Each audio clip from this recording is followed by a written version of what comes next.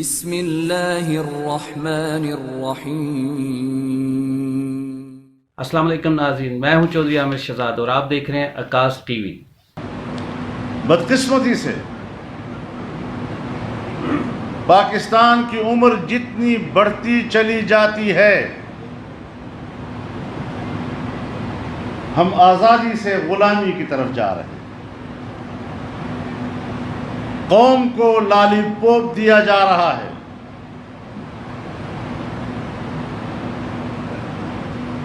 اور جو حکومت اب لائی گئی ہے،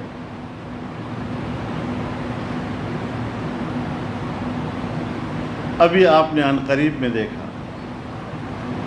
اس پاکستان میں 2 سال کے اندر کوئی قانون سازی نہیں ہوئی۔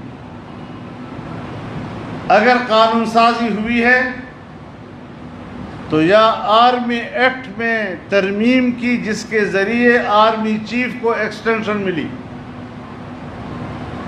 اور یا FATF کے تحت ابھی تازہ حالیہ قانون سازی۔ فائنینشل ایکشن ٹاسک فورس بین الاقوامی مالیاتی ادارہ کہتے ہیں ہمارا مقصد یہ ہے کہ پیسہ دہشت گردی کی طرف نہ جائے۔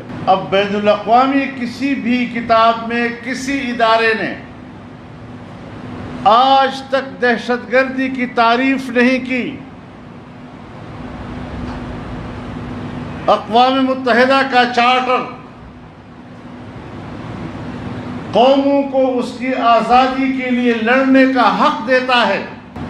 کشمیر کے مسلمانوں پر 70 سال سے کیا بیتی ہے، اور یہ قوم کس زمانے سے اپنی آزادی کی جنگ لڑ رہی ہے، لیکن سمجھ میں نہیں آ رہی کہ وہ پاکستان جس نے پوری دنیا میں کشمیریوں کے خون پر سیاست کی ہے، جس نے اپنی پوری خارجہ پالیسی کشمیریوں کے قربانیوں اور مسئلہ کشمیر پر ایک خاص موقف اختیار کرتے ہوئے اسے خارجہ پالیسی کا محور کہا، آج جب ہندوستان نے اس کو ہڑپ کیا تو ہم نے مجرمانہ خاموشی اختیار کی ہے۔ اور صرف وہاں پر اکتفا نہیں ہے، میں نے اس وقت بھی کہا تھا کہ جو تم فاٹا کے ساتھ کر رہے ہو یہی ہندوستان کشمیر کے ساتھ کرے گا۔ میں آج بھی کہتا ہوں کہ یہ انضمام نہیں، فاٹا کے اوپر جبری قبضہ۔ نہ پرانا نظام وہاں رہا، نہ آج وہاں نیا نظام۔ 2 سال سے لوگ رل رہے ہیں،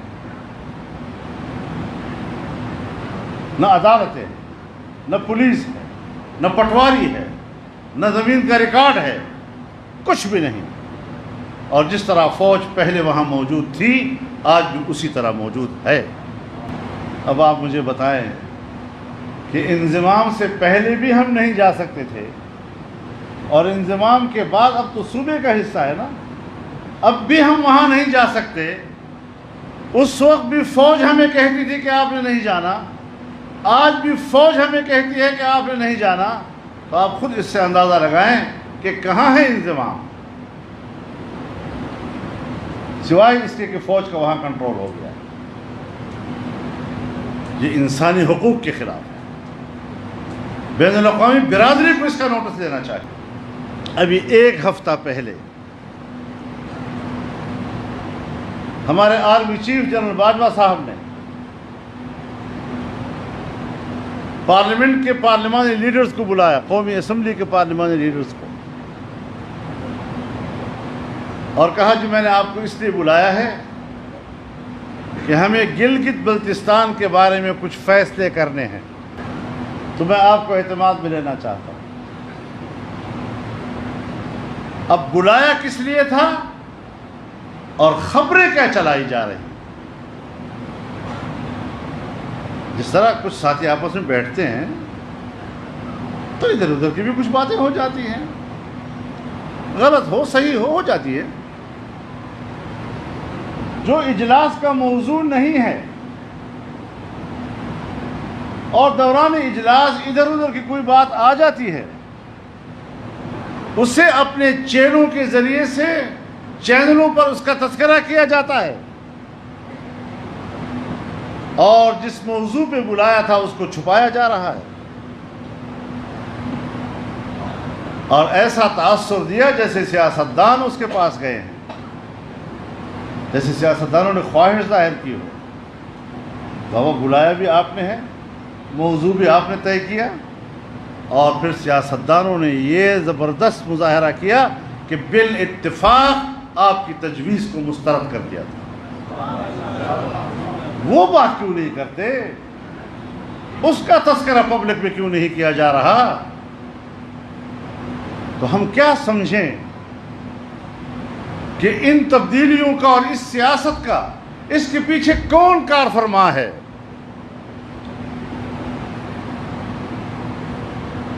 اور ابھی جو FATF کے تحت قانون سازی ہوئی ہے، شرمندگی والی بات یہ ہے کہ جب قانون لکھا جاتا ہے، بل تیار کیا جاتا ہے اور ایوان کے ممبران کے سامنے رکھا جاتا ہے، تو اس پر اس بل کا مقصد لکھا جاتا ہے، دو چار جملوں میں مقصد بیان کیا جاتا ہے کہ ہم یہ قانون سازی کیوں کر رہے ہیں۔ تو اس میں لکھا ہے کہ FATF کہتا ہے کہ ہم قانون سازی کریں۔ جب ہم نے بل کے اوپر یہ لکھ دیا کہ FATF کہتا ہے کہ ہم قانون سازی کریں، آپ بتائیں پاکستان کی آزادی کہاں چلی گئی اور پارلیمنٹ کی خود مختاری کہاں چلی گئی؟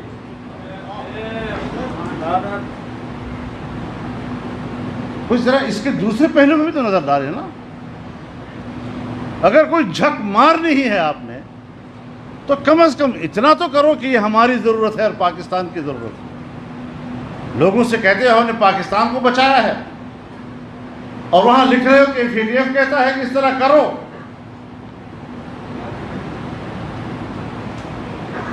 اور FATF کیا کہتا ہے؟ کہتا ہے کہ اگر اقوام متحدہ ایک قرارداد پاس کر لے اور اس قرارداد کا یہ تقاضا ہو کہ وہ 2، 3 اور 4 گھنٹوں کے اندر اندر اس پر تعمیل ہو، اس پر عمل درآمد ہو، اگر کوئی ادارہ یا اس ادارے کا کوئی فرد اگر اس کی عمل درآمد میں رکاوٹ ڈالے گا، اس کو ناکام بنانے کی کوشش کرے گا، تو پھر اس کو سزا دی جائے گی، اور وہ سزا اگر ادارے کی قیادت ہے تو 10 سال قید، اس کا رکن ہے تو 5 سال قید، اگر ادارے کی قیادت ہے تو 5 کروڑ روپے جرمانہ، اور اگر نیچے اراکین ہے تو 2.5 کروڑ روپے جرمانہ، اور دونوں بھی ہو سکتے۔ اب آپ مجھے بتائیں کہ ہماری آزادی گئی یا نہیں گئی؟ اقوام متحدہ کے ہاں جس چیز کا نام قرارداد ہے، پاکستان میں اس کا نام قانون ہو گیا۔ وہاں قرارداد ہوگی، ہمارے ہاں وہ قانون کی طرح نافذ ہوگا۔ اگر وہ کہہ دے کہ پاکستان کے آئین میں اسلامی دفعات ختم کر دیے جائیں، یہ انسانی حقوق کے خلاف ہے نعوذ باللہ، تو پھر آپ پر لازم ہوگا کہ آپ قانون سازی کریں گے۔ اگر وہ کہہ دیں کہ کشمیر کے مسئلے کو اب یوں کرنا چاہیے، تو آپ سے جس طرح وہ کہے گا آپ کریں گے۔ ہم تو اپنے ملک کے اندر بھی اس کے جغرافیے کے مالک نہ رہے، اس کے آئین کے مالک نہ رہے، اپنے قانون کے مالک نہیں رہے، اور جو چیز باہر سے تبدیل کرائی جائے گی اب ہم اس کے پابند ہیں۔ اور پھر جس وقت آیا کہ وقف املاک کے حوالے سے قانون سازی کی جائے گی، تو اس کی زد پڑنی تھی ہمارے مساجد و مدارس پر اور رد عمل آنا تھا اس پر علماء کا، تمام مکاتب فکر کا۔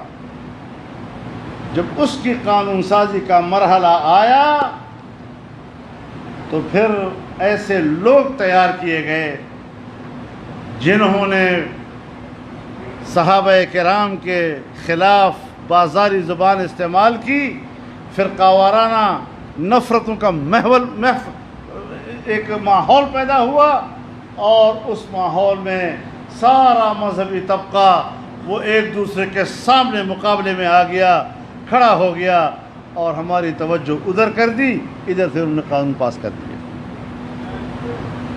اب کہتے ہیں یہ کیسے ہوتا ہے، یہ فرقہ واریت کیوں؟ میں نے کہا اپنے سے پوچھو کیوں؟ اب مولوی صاحبان اٹھ کھڑے ہوئے ابھی جی یہ تو بڑا غلط قسم کا قانون آ گیا۔ تو میں نے کہا اس وقت آپ دوسری طرف مصروف تھے نا۔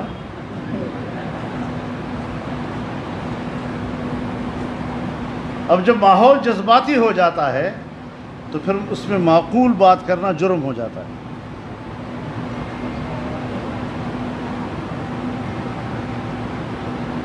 ابھی ساری دنیا کو بلایا جا رہا ہے، فرقہ واریت نہیں ہونی چاہیے۔ دیکھا پیغام پاکستان کے لیے تو اتنا بڑا ہوم ورک آپ لوگوں نے کیا تھا، اس میں سب سے زیادہ فعال اگر کردار رہا تو وہ ہمارے ISI کا رہا ہے، وہی سب علماء کرام اور مذہبی لوگوں کو اکٹھا کرتی تھی۔ اور جب آپ میں نے کہا اکٹھا کرتے ہیں تو بڑے پیار سے ہم اکٹھے ہو جاتے ہیں۔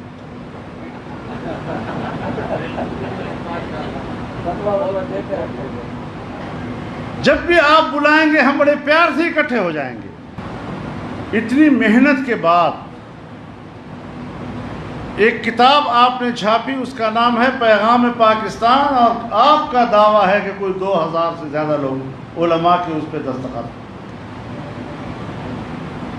صحیح ہے یا غلط وہ اپنی جگہ پر، لیکن آپ کا دعویٰ ہے۔ ریاست اتنی کمزور ہے کہ اتنی محنت کے بعد اور اتنے بڑے اتفاق رائے کے بعد یکدم ایک آدمی آتا ہے اور وہ ابو بکر صدیق رضی اللہ تعالیٰ عنہ کے بارے میں حرف سرائی کرتا ہے، اور اس کا FIR درج ہو جاتا ہے۔ FIR درج ہونے کے باوجود وہ طیارے میں بیٹھ کر لندن نکل جاتا ہے۔ اتنی بڑی سہولت کس نے پہنچائی؟ کیسے وہ نکلا؟ یہ لوگ پیدا کیے جاتے ہیں کہ تم ذرا کچھ کرو تو صحیح، تاکہ ہم اپنا کام بیچ میں نکال لیں۔ اب جب کام نکل گیا تو آپ سب کو بلا رہے ہیں۔ یہ نفرتیں نہیں ہونی چاہیے۔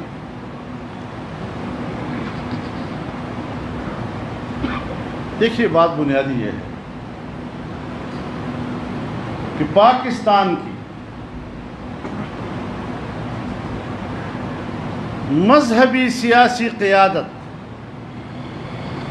اس کا قیام پاکستان سے جو آج تک کردار چلا آ رہا ہے، چاہے جس مقصد فکر سے ان کا تعلق ہو، لیکن انہوں نے ہمیشہ مذہبی ہم آہنگی کے لیے کام کیا ہے۔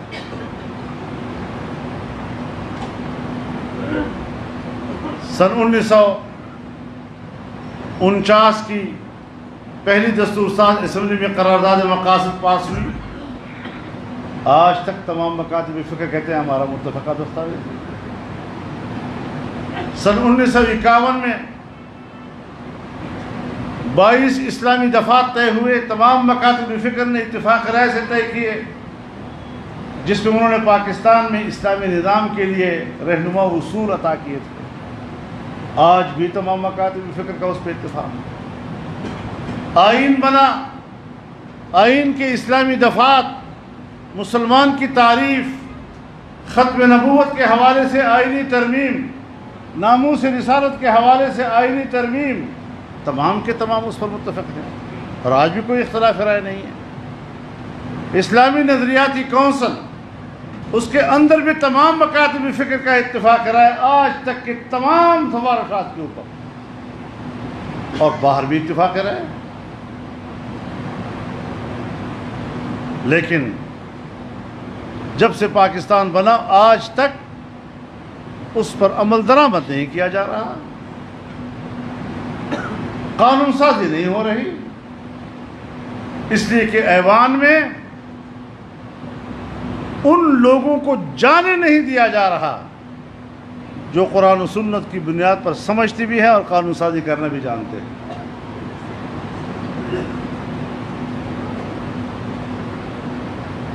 تو اس قسم کے لوگ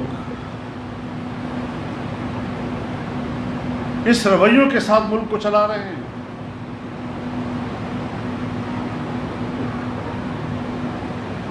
اب جو حکومت ہے ایک ناجائز حکومت. اب بری بات ہے میں اس قسم کی زبان استعمال نہیں کیا کرتا، لیکن آج کے حکمران کی قسمت پر رونا آتا ہے کہ جس کو پہلی اولاد ملی وہ بھی ناجائز، جس کو پہلی حکومت ملی وہ بھی ناجائز.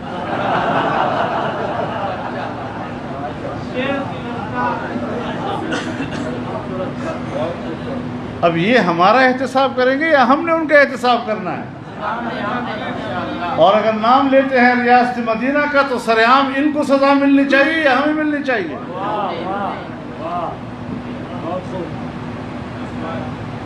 اے کاش کہ آج خلافت راشدہ کی حکومت ہوتی، پتہ نہیں آپ کے ساتھ کیا حشر کیا جاتا. حکومت کے کچھ گماشتے آئے روز ایک بیان دے مارتے ہیں، فلانی سیاستدان کی خفیہ ملاقات آرمی چیف سے، کبھی میرا اس میں تذکرہ ہے، کبھی کچھ اور لوگوں کا تذکرہ آ جاتا ہے. ملاقات پھر اس کو خفیہ رکھنا، یہ بات سن لو، یہ ان کی ضرورت ہے، ہماری ضرورت نہیں. اس قسم کی چیزوں کو پبلک کے سامنے لانے سے ایک بات واضح ہو گئی کہ سیاستدانوں کا رویہ نرم ہے. سیاستدان اسٹیبلشمنٹ کے ساتھ اور اپنی فوج کے ساتھ بات کرنے کا انکار نہیں کرتے. یہ جو اب خبریں بیچ میں سے نکل نہیں رہی ہیں، جو لوگ نکال رہے ہیں، اس کا معنی یہ ہے کہ ایک حلقہ ہے حکومت کا، اور حکومت کا وہ حلقہ سیاستدانوں اور فوج کو آپس میں لڑانا چاہتا ہے. لیکن ایک بات میں فوج کی قیادت سے کہنا چاہتا ہوں آج کہ یہ جو کچھ کہا گیا ہے، میں چونکہ ایک ذمہ دار آدمی ہوں، میں اس قسم کے لوگوں کے بیان پر تبصرہ نہیں کرتا. فوج کی قیادت اتنی وضاحت کر دے کہ یہ اپنی طرف سے بول رہے ہیں یا ان کے ترجمان بن کر بول رہے ہیں. اگر وہ ان کے ترجمان بن کر بول رہے ہیں تو پھر مجھے حق ہوگا کہ میں سارے حقائق میدان میں لاؤں. ہم نے اس میدان میں کوئی کچی گولیاں نہیں کھائیں، اور میدان سیاست میں میں ان لوگوں سے سینئر ہوں.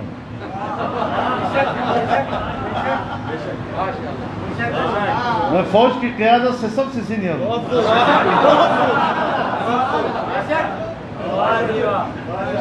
جب آرمی چیف کیپٹن تھے تو میں پارلیمنٹ کا ممبر تھا.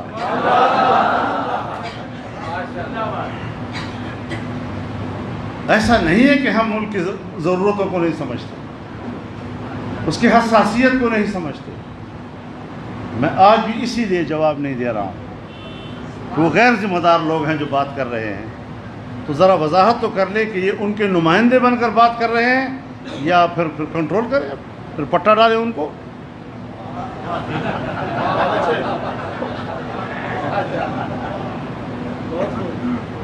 تو میرے محترم دوستو، ہم اس وطن عزیز میں حقیقی معنوں میں اس قوم کو ایک آزاد قوم دیکھنا چاہتے ہیں، اس کو ایک خوشحال قوم دیکھنا چاہتے ہیں. بیڑا غرق کر دیا ملک کا. دنیا سے لوگ باہر سے آئیں گے اور پاکستان میں نوکریاں کریں گے. جب مسلم لیگ کی حکومت تھی، ہم اس کی اتحادی تھے اور ہم آخری بجٹ دے رہے تھے، تو ہم نے سالانہ مجموعی پیداوار کی शरह नमू वो 5.5% रखी और अगले साल के लिए हमने 6.5% का हदफ दिया था।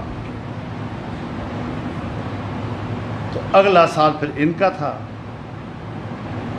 तो कहाँ 6.5% का हदफ और कहाँ 1.9 पे आ गए ये लोग। बेड़ा गर्क करके रख दिया। हमने कहा मजीद आगे नहीं चलना चाहिए इनको। अब दूसरा बजट आ गया, दूसरा बजट -3 पे चला गया, 0.3।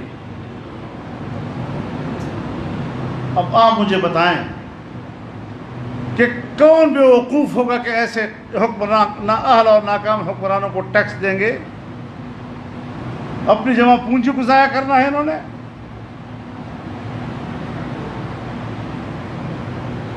कैसे, कहां से रोजगार देंगे?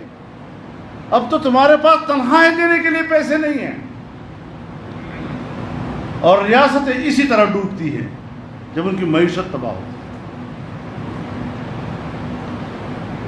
किसी ज़माने में जब दुनिया में कबायली तमद्दुन था तो रियासतों की बका का दारोमदार दिफाई क़ुव्वत पर हुआ करता था, लेकिन आज मुतमद्दिन दुनिया में रियासत की बका का दारोमदार वो माशी क़ुव्वत पे हुआ करता है। फ़लसफ़े तब्दील हो चुके हैं। सोवियत यूनियन का हाल हमें मालूम है। चाइना आज जंग लड़ रहा है माशी हवाले से, अमेरिका उसको खींच रहा है जंग की तरफ, हमारे साथ ताल्लुकात ख़राब कराना, इंडिया के साथ जंग की सूरत हाल पैदा करना। लेकिन सबको मालूम है कि जब रूस को जंग के मैदान में धकेल दिया गया था तो फिर अब सोवियत यूनियन का क्या हश्र हुआ और अफगानिस्तान का क्या हश्र हुआ। क्योंकि सोवियत यूनियन का रास्ता रोकने के लिए अफगानिस्तान की सरजमीन को इस्तेमाल किया गया और चीन का रास्ता रोकने के लिए पाकिस्तान की सरजमीन को इस्तेमाल किया जा रहा है। तो इस एतबार से ये जो माहौल बनाया जा रहा है, और आपको तो पता है अयूब खान का ज़माना, ज़ियाउल हक का ज़माना, भुट्टो साहब का ज़माना, हर एक के ज़माने में लोग गिरफ्तार होते थे या नहीं? तब भी किसी कानून का सहारा तो लिया ही जाता था ना। गिरफ्तारी से पहले वारंट आता था, किसी थाने में केस दर्ज होता था, कोई उसमें दफ़ा लिखा जाता था, उस दफ़े की कोई अथॉरिटी होती थी कि किस अथॉरिटी ने किस दफ़े के तहत गिरफ्तारी का हुक्म दिया है। हर ज़माने में।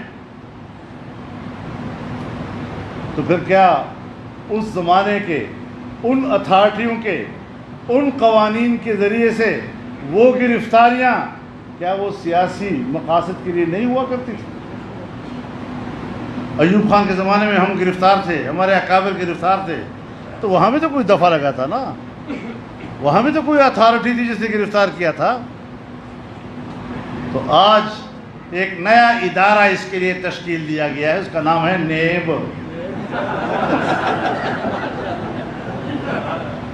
तो आजकल वो सियासतदानों को गिरफ्तार कर रहा है। अब मैं और तो कोई बात नहीं करूँगा, देखा जाएगा। ये कोई हमें डराने वाली चीज़ें नहीं हो सकती, हमसे डर रहे हैं हम ये। लेकिन मेरे नाम पर तुमने जो कुछ लिखा है वो सब तुमसे पूरा करके रहूँगा फिर। तो तुमने 1994-95 मेरे खिलाफ बहुत कुछ लिखा, कितने प्लाजे, कितने फैक्ट्रियाँ, कितने होटल, कितने बड़े जहान मेरे बारे में तुमने लिखा था। सो आज भी तुम आधा पाकिस्तान मेरे हवाले कर दो जो मेरी मिल्कियत है, वो जिसकी 100 कंपनी है उसका चौथाई दे दे आपका सारा। और मेरे ख्याल में वो जो जनरल साहब है मेरे भाई, उसके बारे में जितनी जायदाद लिखी गई है उसके 1/4 मुझे दे, मैं सारा उसको दे दूंगा।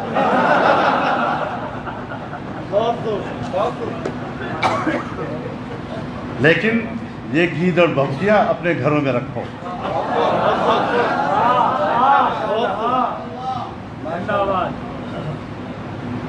آج پتہ ہے انہوں نے پہلا حملہ میرے اوپر کیا ہے. میرے ساتھ پی ایس ہے نا طارق خان, اس کے والد صاحب کو نیب نے بلایا اور گرفتار کیا ہے. پہلا حملہ انہوں نے مجھ پر آج کیا ہے. لیکن جمعیت کے کارکن ہیں, یہ کوئی خوشامدی ٹولے کے لوگ نہیں ہیں. یہ تم سے الجھنا بھی جانتے ہیں اور تمہیں گریبان سے پکڑنا بھی جانتے ہیں. انشاءاللہ العزیز اے پی سی ہوئی ہے, اور اے پی سی کے فوراً بعد میرے بارے میں یہ بیان آنا لگتا ہے کہ تیر ٹھیک نشانے پہ جا کے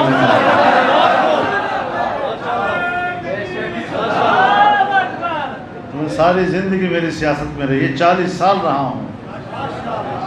تم نے خوردبین لگا کر بھی دیکھنے کی کوشش کی ہے, تمہیں کچھ نہیں ملا. آج اے پی سی کے بعد تمہیں یہ چیزیں یاد آ گئی. اس میں تردد اور خوف کسی قسم کی کوئی چیز نہیں. ہم تو اس دن کے انتظار میں تھے کہ تم ہمیں چھیڑو تو صحیح, تاکہ دو ہاتھ کرنے کا موقع مل جائے. جی ہاں, اسلام آباد سے بھی آگے جائیں گے انشاءاللہ. تو آپ حضرات پورے حوصلے کے ساتھ انشاءاللہ رہیں, جرأت کے ساتھ ان حالات کا مقابلہ کریں گے اور اس حکومت کا دھڑن تختہ کریں گے. اس کے بغیر 29 اکتوبر کراچی انشاءاللہ ہمارا سب کا ہدف رہے گا, اور اس کے بعد اس سے پہلے کوئٹہ میں ہوگا انشاءاللہ, اس کے بعد پھر لاڑکانہ میں ہوگا, اور پھر اس کے بعد پنجاب کی تاریخ کا تعین کیا جائے گا. انشاءاللہ ہم بھی آپ کا پیچھا کرتے رہیں گے, چھوڑیں گے نہیں انشاءاللہ. میں نے ضروری سمجھا کہ اس نئی صورتحال پر اپنے خیالات آپ کے سامنے رکھوں, ورنہ میرا ضمیر تو مجھے یہی کہتا ہے کہ میں اس پر نہ بولا کروں اور نہ اس پر کوئی تبصرہ کروں. کوئی ایسا مسئلہ نہیں ہے, لیکن آپ حضرات کو ایک طلب ہوتی ہے معلومات کی, تو اس حوالے سے میں نے کچھ باتیں آپ کے سامنے عرض کر دی ہیں. وآخر دعوانا ان الحمدللہ رب العالمین. آخر میں اپنا اور اپنے پیاروں کا خیال رکھیں. اللہ حافظ.